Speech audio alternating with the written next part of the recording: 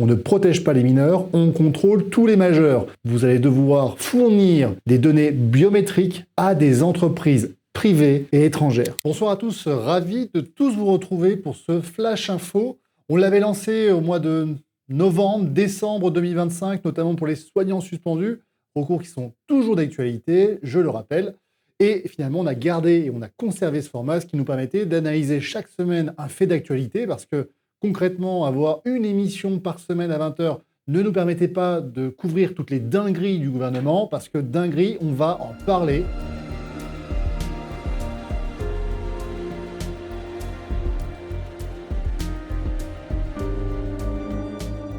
Justement, l'identité numérique, c'est plus simplement un doux rêve pour notre gouvernement, c'est devenu une très sinistre réalité pour nous, citoyens. Alors, sans plus attendre, pensez à vous abonner, partager, j'ai envie de dire souscrivez, puisque les souscripteurs, vous êtes déjà 31 sur la chaîne et on vous remercie.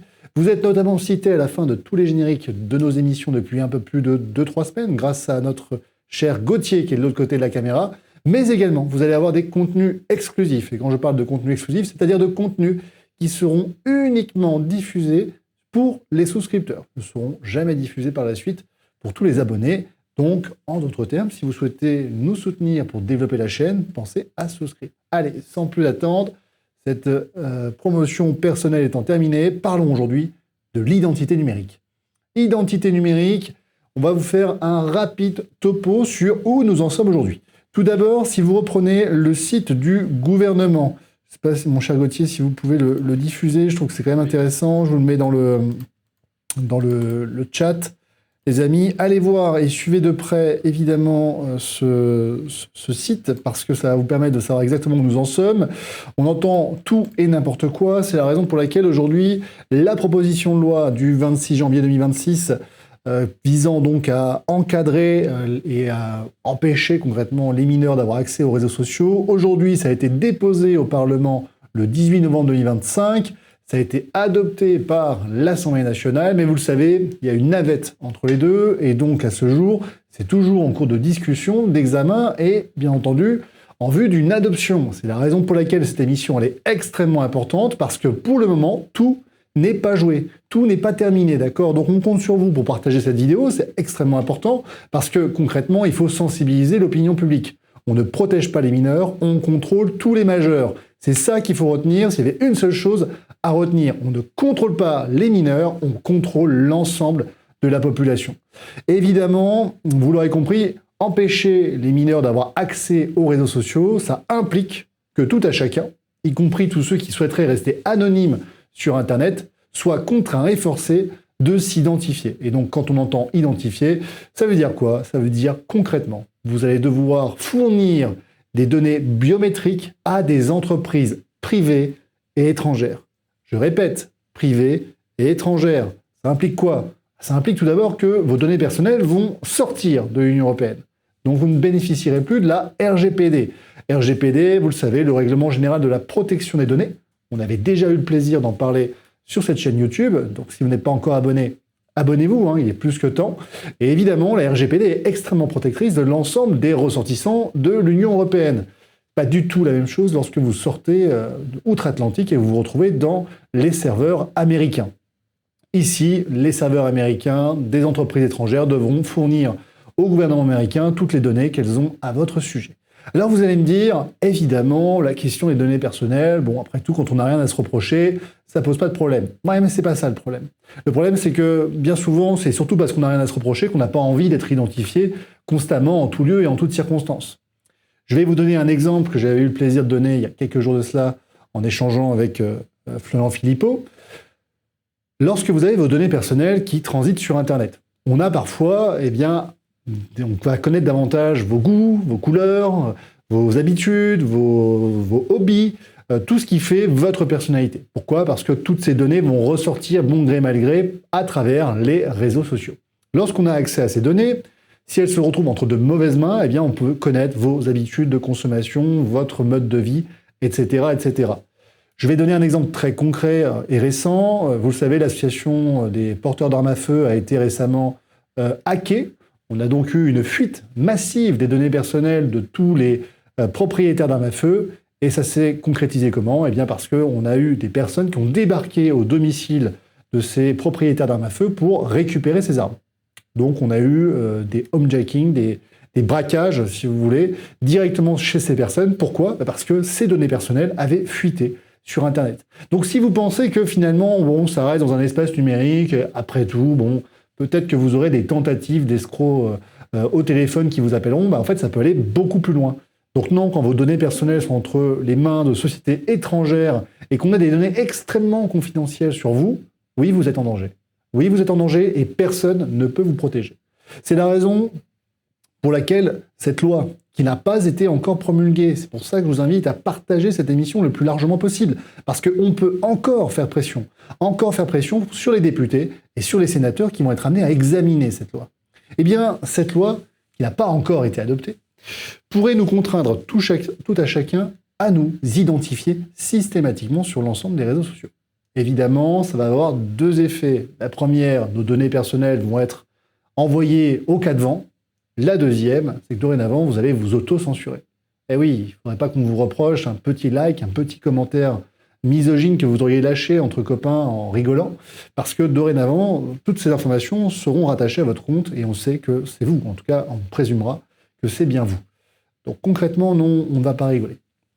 À l'inverse, ça ne protège pas plus les mineurs qu'auparavant. Pourquoi? Parce que vous avez dû voir cette vidéo qui avait été faite sur TikTok, où on avait un jeune adolescent qui, très visiblement, devait avoir au moins 13 ou 14 ans au bas mot, s'était grimé le visage pour apparaître un peu plus âgé, donc il s'était dessiné une fausse barbe sur le visage, et l'IA, qui était chargée de surveiller, de pouvoir contrôler l'identité numérique de la personne, n'y a vu que du feu. Donc là, non, évidemment, le pare-feu ne suffira pas à empêcher les adolescents qui vont voir cette petite technique leur permettre de contourner les failles de sécurité. Par contre, nous, à l'inverse, on va évidemment se retrouver dans l'obligation systématique de devoir justifier en tout lieu et en toutes circonstances de notre identité. Même dans l'espace public, le gouvernement n'a pas osé aller aussi loin depuis la crise sanitaire. Oui, je dis depuis la crise sanitaire, parce que le pass sanitaire, on vous demandait évidemment de démontrer la concordance entre votre pass et votre identité, ce qui vous impliquait que à chaque fois que vous alliez dans un lieu soumis au pass, vous deviez justifier de votre identité. C'est déjà quand même de la folie, une véritable dinguerie. Là, visiblement, sur Internet, on va devoir, en tout lieu et en toutes circonstances, justifier de cette identité. Alors, il ne vous aura pas non plus échappé que depuis quelques jours, on entend parler sur les réseaux sociaux que les VPN, qui sont ces outils qui permettraient justement, grâce à une IP à l'étranger, de pouvoir contourner ces mécanismes de régulation des réseaux sociaux, eh bien même les VPN sont aujourd'hui dans le collimateur du gouvernement qui va chercher à les interdire. Donc, vous l'avez compris les amis, il ne s'agit certainement pas de protéger les mineurs, il s'agit bien de contrôler l'ensemble de la population. Alors, pourquoi ce plan diabolique est-il en œuvre? Eh bien, tout d'abord, c'est pas quelque chose de nouveau. On avait déjà eu le plaisir en 2023 avec Pierrick Thévenon qui n'a malheureusement pas le plaisir d'être avec nous ce soir, mais que je salue et que je vous invite évidemment à vous abonner à sa chaîne. Pierrick qui est mon acolyte depuis un peu plus de 3 ans et qui co-anime les émissions Justice Citoyenne à mes côtés. Eh bien, nous avions déjà dans le passé dénoncé l'identité numérique. Vous aviez donc déjà une loi qui avait été votée en 2023, et votre serviteur ici présent, évidemment, vous en a fait une rapide analyse, parce que cette loi est assez problématique. Tout d'abord, cette loi de 2023, loi du 7 juillet 2023, vous la retrouverez sur Internet, aujourd'hui, est inappliquée. Oui, évidemment, on vote des lois, et puis on ne les applique pas. Voilà, donc ça vous démontre à quel point le sacre de la loi est terminé. J'ai envie de faire une petite... allez, je ne vais pas m'en empêcher. Rappelez-vous, les recours MACSF, est-ce que ça vous parle? Dites-moi en commentaire. On avait des soignants qui avaient été suspendus par la loi du 5 août 2021, qui avaient demandé à leurs assureurs, notamment la MACSF pour ne pas la citer, de prendre en charge le coût des frais d'avocat d'une procédure en responsabilité contre l'État et contre les employeurs. La MACSF vous dit non, vous attaquez une loi, donc la loi étant ce qu'elle est, vous ne pouvez pas la contester.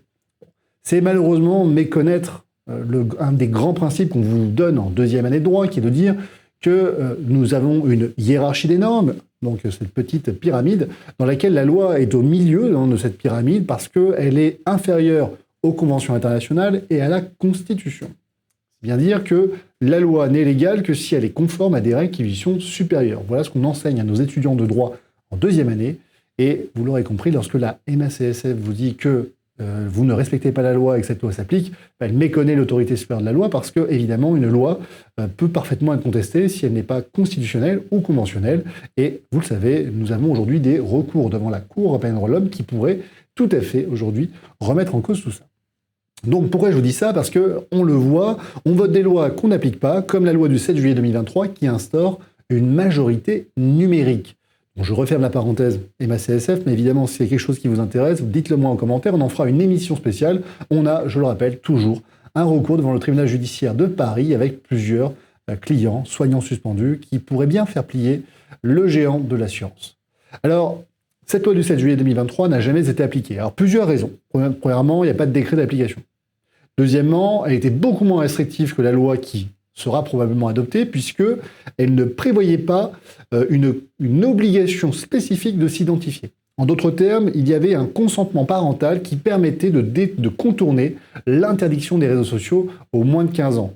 Si vos parents étaient d'accord, eh bien, vous pouviez contourner le mécanisme d'interdiction. D'autre part, les sanctions vis-à-vis des hébergeurs de plateformes étaient relativement floues, si bien que dans les faits, c'était devenu inapplicable. Donc, cette loi de 2023 n'a jamais été appliquée. Mais, je vais vous donner un peu mon ressenti. À mon sens, cette loi elle a été votée pour quoi? Elle a été votée pour mesurer le pouls, sentir le vent. Est-ce que les gens s'offusquent que demain, on les contraigne à devoir s'identifier sur Internet? Non, regardez, vous ne saviez même pas que cette loi existait. Donc, évidemment, tout le monde s'en foutait. Donc, aujourd'hui, on se dit, le pied dans la porte est déjà bien engagé, donc maintenant, on va y passer l'épaule, le coude, les deux bras, la tête, et on va s'emmancher dans une faille qui est béante et qui est celle du contrôle total et absolu de toute une population. Pourquoi le gouvernement veut absolument contrôler les réseaux sociaux? Certainement pas pour protéger les mineurs. Évidemment, si c'était vraiment le cas, il y aurait plein de choses qui seraient faites aujourd'hui et qui malheureusement ne le sont pas. Donc c'est pas du tout le but visé, vous l'aurez compris. Le véritable but, c'est que si demain il y a une nouvelle crise sanitaire, qu'on ne soit pas en mesure de pouvoir s'opposer, s'offusquer, de créer des médias dissidents qui clairement nous ont fait, pendant la crise sanitaire, sentir beaucoup moins seuls. C'est tellement facile de s'identifier sur un réseau, Facebook, Instagram, YouTube, de créer sa propre chaîne et de commencer à médiatiser des informations qui étaient, on va dire, dissidentes, qui n'allaient pas dans le sens du gouvernement. Pourtant, c'est bien ça la démocratie. La démocratie, c'est de pouvoir dire tout ce que l'on veut, et dans la limite de la loi qui est toujours contrôlée a posteriori par un juge. Ça veut dire quoi? Ça veut dire que vous pouvez sortir de grosses dingueries, c'est après qu'on vous sanctionnera. C'est ça le principe d'une démocratie. Pourquoi? Parce qu'on doit aussi protéger les opinions dissidentes, voire parfois choquantes. Et oui, je sais que ça peut vous choquer quand on dit ça, mais on doit pouvoir protéger, au nom de la liberté d'expression, la possibilité de pouvoir à peu près tout dire, même si parfois ça peut vous choquer. Donc, la loi qui vise à interdire les réseaux sociaux, l'accès aux réseaux sociaux, va concrètement permettre de contrôler toute une population. Et quand vous contrôlez toute une population, vous vous retrouvez avec, évidemment, des procès comme ceux qui ont été menés par Brigitte Macron contre une dizaine d'influenceurs, en tout cas de personnes qui auraient relayé des informations relatives à sa transidentité et à une prétendue infraction commise sur Emmanuel Macron. Bon, ils disent prétendu, c'est quand même une différence d'âge qui était quand même caractéristique d'un délit pénal, il faut quand même le dire. Mais bon, tout ça étant prescrit, nous n'en parlerons pas.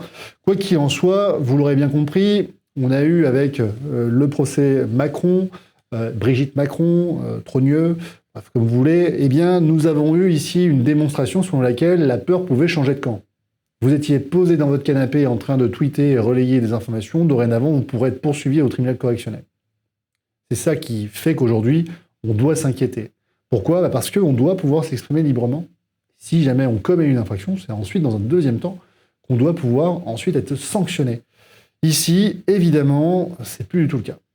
En nous contrôlant systématiquement, on va s'auto-censurer. Mais surtout, on va avoir un contrôle de l'Arcom. Arcom, dont vous savez, grâce à un magnifique travail du député Charles Allonge, dont nous avons parlé dans une précédente émission la semaine dernière, qui a fait un peu plus de 10 000 vues, donc je vous invite vraiment à aller voir cette vidéo, nous avions parlé du fait que l'Arcom n'avait pas défini elle-même un certain nombre de critères de base, comme pourquoi certaines personnalités entrent ou non dans le champ des partis politiques. De Villiers, par exemple, est considéré comme étant un représentant des partis de droite, et donc son temps de parole est décompté, alors qu'à l'inverse, certaines personnalités notoirement connus comme étant de gauche ne le sont pas. Et ici, on n'a pas de critères objectifs qui permettraient de déterminer quels sont les critères appliqués par l'Arcom. Donc on a bien compris que l'Arcom était une autorité politique et non pas une autorité administrative indépendante comme la Constitution l'exige, si bien qu'aujourd'hui, clairement, si l'Arcom met son nez dans les réseaux sociaux, je peux vous assurer qu'il y aura plus du tout la possibilité de pouvoir avoir une parole dissonante, dissidente, sans risquer de tomber sous le coup d'une infraction pénale ou en tout cas d'une sanction administrative. Sanction administrative qui peut aller par exemple par le blocage de vos réseaux sociaux, le shadowban de vos réseaux sociaux, etc., etc. On peut imaginer toutes les dingueries possibles. Vous l'aurez compris, cette loi va fixer les grandes lignes. Ensuite, on aura les décrets d'application qui vont derrière restreindre plus ou moins notre liberté. Alors pour conclure, on va revenir sur notre émission sur la protection des données personnelles. Vous vous rappelez, je vous ai parlé de l'Association de défense des libertés fondamentales, l'ADLF. Je ne sais pas, mon cher Gauthier, si vous avez la possibilité de les mettre dans le chat, allez les voir. On a une magnifique action qui est engagée avec l'ADLF pour démontrer, en tout cas faire condamner l'État sur l'impossibilité, la carence de ce dernier à protéger nos données personnelles. Oui, l'État nous impose une identité numérique, mais il est parallèlement incapable d'assurer une parfaite protection de nos données personnelles. Alors cela résulte avant tout de la possibilité extrêmement déconcertante de pirater les données qui sont présentes sur de nombreuses administrations. Récemment, c'est France Travail qui a vu plus de 43 millions de ses utilisateurs ayant leurs données personnelles piratées, 43 millions sur un peu plus de 15 ans, et la CNIL a condamné à plusieurs millions d'euros France Travail pour les raisons suivantes, qui étaient qu'il y avait déjà des failles de sécurité béantes qui avaient été signalées depuis des années et qui n'avaient malgré tout jamais été résorbées. Donc quand on vous dit que les données personnelles sont ouvertes aux 80, c'est pas des conneries, c'est bien la CNIL qui le dit elle-même. Donc c'est extrêmement inquiétant pour l'ensemble des personnes qui aujourd'hui nous regardaient, donc partagez cette vidéo. Il est extrêmement important de sensibiliser les députés, les sénateurs sur ce sujet, parce que si demain nous devons constamment nous identifier en tout lieu et en toutes circonstances sur des plateformes, je peux vous assurer qu'il n'y aura plus d'anonymat, qu'il y aura évidemment de l'autocensure et des facilités déconcertantes pour les autorités de nous sanctionner chaque fois que nous n'irons pas dans le sens d'une certaine parole. Et enfin, évidemment, nos données personnelles seront envoyées aux 80, également chez les GAFAM, ce qui pourra donner lieu à toute une série d'infractions commises à notre rencontre. Rappelez-vous, les détenteurs d'armes à feu qui se sont vus cambrioler à leur maison parce qu'on s'est retrouvé avec les armes dont ils étaient propriétaires, les adresses où ils se trouvaient et évidemment la valeur de ces dernières. Donc, quand on vous dit que les données personnelles, c'est quelque chose d'essentiel, c'est que parce que c'est une question de sécurité. Allez, partagez la vidéo le plus massivement possible. On se retrouve dans 30 secondes sur votre émission de ce soir, Harcèlement scolaire. À tout de suite.